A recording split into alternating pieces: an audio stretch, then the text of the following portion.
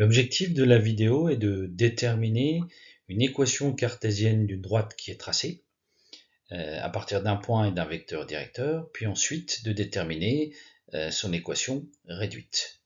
Regardons ça sur un exemple. On part du graphique suivant, donc la droite D1 qui est tracée dans un repère orthonormé. Donc on va essayer de déterminer une équation cartésienne de la droite D1. Pour cela, il nous faut choisir un point et un vecteur directeur. Soit l'énoncé donne déjà le point et le vecteur directeur, soit, comme dans le cas ici, il faut choisir un point et choisir un vecteur directeur. On va choisir ce point-là, le point A, j'aurais pu en choisir un autre, et le vecteur directeur U. Donc on lit leurs coordonnées. Le point A a pour coordonnées 4, 1, et le vecteur directeur U a pour coordonnées 2, 3. Ensuite, on va considérer un point M qui est sur la droite D1.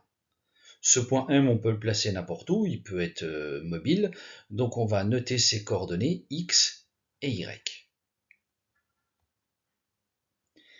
Et on calcule les coordonnées du vecteur AM.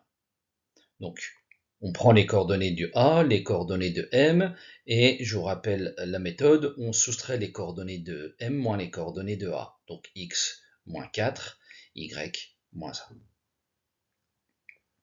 Et ce qui se passe, c'est que comme le point M est sur la droite, ça veut dire forcément que les vecteurs AM et le vecteur U sont collinaires. Donc on peut appliquer la formule de deux vecteurs collinaires, x, y' égale x', y.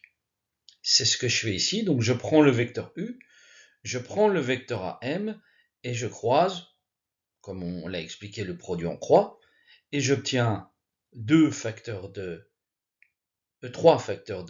x moins 4 est égal à 2 facteurs de y moins 1. Ensuite, on développe. 3 fois x, 3x, 3 fois moins 4, moins 12. Et de l'autre côté du signe égal, 2 fois y, 2y, 2 fois moins 1, moins 2. Ce que l'on fait ensuite, on va passer tous les x, tous les y, tous les termes tout seuls, à gauche du signe égal, pour obtenir 0 à droite. Donc là, je vais passer le 2y qui va devenir moins 2y, le moins 2 qui est à droite du signe égal qui va devenir de l'autre côté plus 2, et avec le moins 12 plus 2, on va obtenir moins 10. Donc il va me rester 3x moins 2y moins 10 égale 0. Et c'est ceci qu'on appelle une équation cartésienne de la droite D1. Donc on ordonne les termes en x, les termes en y, les termes tout seuls, et c'est égal à 0. Donc si je reprends la méthode, il faut toujours utiliser le point M mobile sur la droite de coordonnées x, y, ensuite calculer les coordonnées de AM,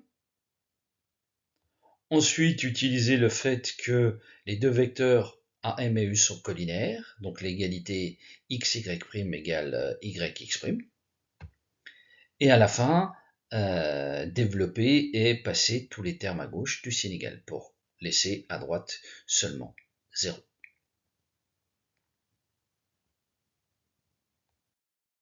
Ensuite, comment on peut obtenir une équation réduite? Je reprends l'exemple. On utilise l'équation cartésienne qu'on a déjà trouvée. Donc je la renote. 3x moins 2y moins 10 égale 0. Et l'objectif ici, ça va être d'isoler le y. Donc je vais déjà passer le 3x à droite du signe égal, qui va devenir moins 3x, et le moins 10 qui va devenir plus 10. Et je vais laisser pour l'instant le moins 2y à gauche. Donc j'obtiens bien moins 2y égale moins 3x plus 10. Et ensuite le multiplier par moins 2 devant le y, je vais le passer de l'autre côté du signe égal. En changeant l'opération, il va devenir divisé par moins 2.